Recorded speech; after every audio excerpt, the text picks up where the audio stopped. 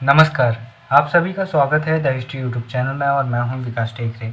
आइए जानने का प्रयास करते हैं बीए फाइनल ईयर के इस पॉलिटिकल साइंस के पेपर को। ये है पेपर 1 इंडियन फॉरेन पॉलिसी 2022-23 का यह प्रश्न पत्र है और इसे देखते हैं। यहाँ पर 5 ऑब्जेक्टिव हैं जिन्हें आपको सॉल्व करने हैं। गुटनिरपेक्षता से क्या तात्पर्य है? इसका मतलब है तटस्थता, यानी कि हम किसी भी गुट में शामिल नहीं होने वाले। ये भारत की प्रमुख पॉलिसी में से एक है कि हम गुट निरपेक्ष राष्ट्र हैं। जैसे कि नाटो जैसे जो अमेरिका के पिछलग्गू राष्ट्र हैं, या फिर आप रूस ने भी इस तरह का कुछ संगठन बनाया हुआ है, उनमें भारत शामिल नहीं होता है, क्योंकि भारत बोलता है कि हम यूएन में शामिल है, बात ख़त्म, हमें और किसी में शामिल नहीं होना, क्योंकि हम गुटनिरपेक्ष की नीति का पालन करते हैं। दूसरा आता है चकमा शरणार्थी का संबंध किससे है, यह आपको देखना है, क्योंकि इसका आंसर मुझे मालूम नहीं है और आपको इस पूरे क्वेश्चन पेपर को अच्छे से सॉल्व करने हैं, क्योंकि काफ़ी बार क्वेश्चन रिपीट होते हैं। डोकलाम समझौता कब हुआ था, यह आपको देखना है। सार्क की स्थापना कब हुई थी? परमाणु अस्त्र अप्रसार संधि कब हुई थी?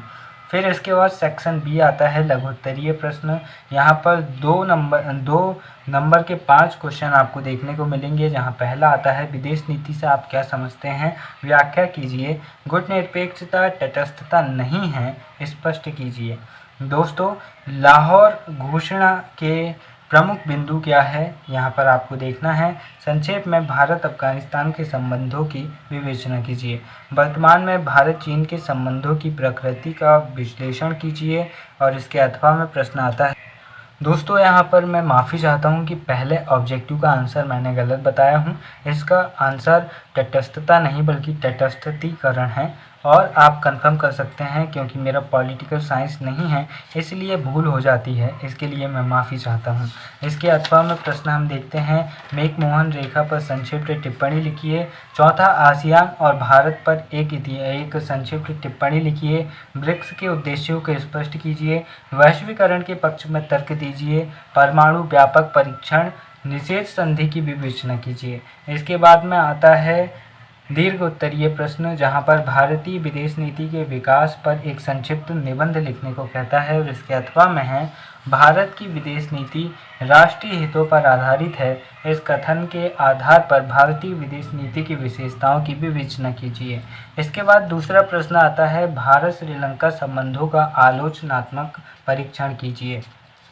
इसके अथवा में है भारत भूटान संबंध मित्रता एवं सहयोग के संबंध है, बताइए।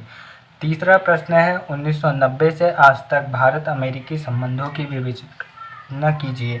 इसके बाद प्रधानमंत्री मोदी के काल में भारत रूस के संबंधों की विवेचना कीजिए। चौथा प्रश्न आता है सार्क के संगठन कार्य एवं भूमिका का परीक्षण कीजिए। और फिर इसके अथवा में है ओपेक क्या है, इसका संगठन व उद्देश्य बताइए।